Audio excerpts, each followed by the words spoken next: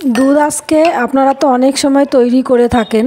দেখুন তো আমি যেভাবে করেছি আপনারাও ঠিক সেভাবেই করেন কি না। এত সুন্দর নরম তুলতুলে দুধ আজকে পিঠে আমি বানিয়েছি। আমি যেভাবে বানিয়েছি আপনারাও দেখুন ওভাবেই বানাতে বানান কি না।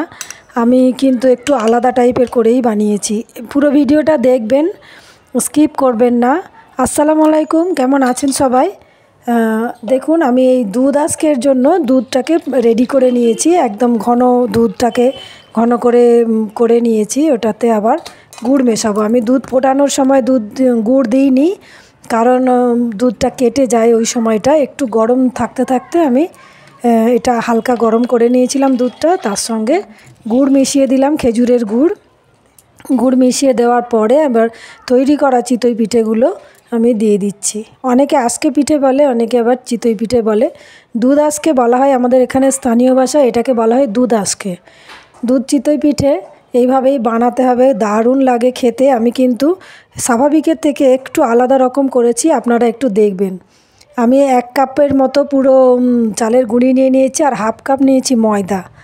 তার সঙ্গে 1 বাটির মতো, 1 বাটির থেকে একটু কম সুজি ভিজিয়ে রেখেছিলাম। সুজিটা দিলে আর ময়দাটা দিলে একটু বেশি নরম হয়। শুধু চালের গুঁড়ি করলে এটা নুন দিয়ে দিলাম, আর একটু বেকিং সোডা দিয়ে দিলাম।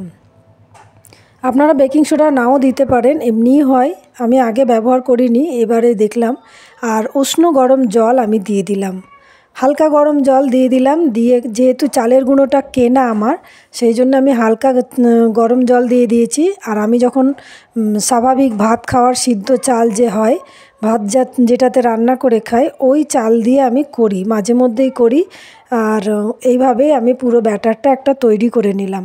এবার টুইস্ট, এর সঙ্গে কি মেশাবো আমি সেটা আপনাদেরকে দেখাবো, যেটা কিনা সবার থেকেই আলাদা। আমি অনেক দুধ আজকে পিঠে বা আজকে পিঠে দেখেছি, চিতই পিঠে দেখেছি, কিন্তু এই রকমটা আমি কোনো দিন দেখিনি কোথাও। এটা আমার মা তৈরি করতো, আর আমাদের খেতে খুবই ভালো লাগে। নারকেল একটা ভেঙে নিয়েছি। এবার এই দেখুন নারকেলটা আমি এই ব্যাটারটার সঙ্গে মেশাবো। নারকেলের একটা মালা আমি কুড়ে নিয়েছি, পুরো নারকেলটা নিইনি, হাফ মালাটা নিয়ে নিয়েছি। হাফ নারকেলটা নিয়ে এবার কুড়িয়ে নিয়েছি। আপনারা চাইলে মিক্সিতে পিষেও নিতে পারেন। আমি এটা কুড়িয়ে নিয়েছি, কোড়ানো হয়ে গেছে। একটু দানা দানা বা একটু মোটা মোটা থাকবে। এবার একটা কড়াই, আমার কোনো ছাঁচ লাগবে না। পিঠে করার ছাঁচ আমি যদিও একটা কিনেছি, আমার সেটাতে খুব একটা ভালো হয় না। আমি এই কড়াইতে হালকা করে তেল ব্রাশ করে দিয়েছি।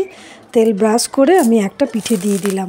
পিঠেটা দেখুন খুব সুন্দর করে হয়ে গেছে। এই দেখুন খুব সুন্দর করে হয়েছে। আমি আরও একটা পিঠে করে নিলাম, আমি করে দেখাচ্ছি কত সুন্দর ফুলেছে। দেখুন ফুলেছে আর নরম তুলতুলে হয়।